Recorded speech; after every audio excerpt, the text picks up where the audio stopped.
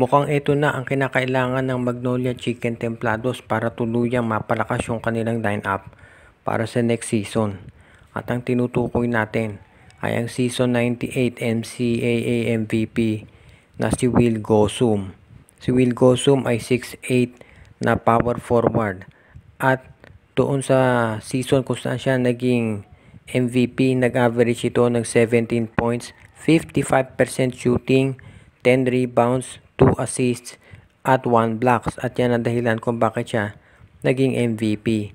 Makikita rin natin na yung laro nitong si Gosum ay talagang pang PBA na at ready na siya.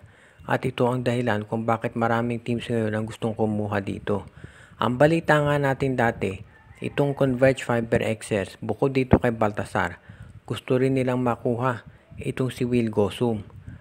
Pero ngayon, mukhang gagawa ng paraan itong Magnolia para sila ang makakuha dito kay Gosum. Siyempre, hindi magiging madali yan dahil kapag nagdeklara sa draft itong si Gosum, masahan natin na magiging mataas ang pwesto niyan. For example, kung ito si Justin Baltasar ang maging number 1 pick, asahan natin at itong si Gosum ay magdeklara na sasali sa draft.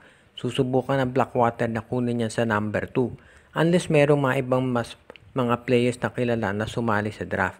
Pero kung ikaw Magnolia, kailangan gumawa ka ng paraan para makuha mo itong si Will Gosum. Dahil baka ito nasagot to sa hinahanap nilang kinakailangan ng low post threat. Dahil bukod dito kay Ian Sanggalang na hindi na rin bumabata, naghahanap pa ng isa pang power player, itong Magnolia. Kung makuha nila itong si Will Gosum, baka yan na yung iniintay talaga nitong si Coach Chito Victorero na big man na tutulong sa kanila.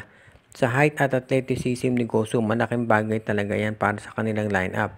Kaya sa tingin ko, magagawa nila yung paraan dyan para makuha ito. Ang susi sa tingin ko ay ang pagkuha dito sa draft pick ng Terra Firma Jeep. Kung makuha nila yung pick ng Terra Firma Jeep, sa tingin ko makakatulong yan sa pagkakaroon nila ng tsansa na makuha itong si Gosum. Kung hindi man si Gosum, baka itong 6'10 na si CJ Lane o yung iba pang mga top players na darating na draft. Alam natin nakafocus ang lahat dito kay Justin Baltasar.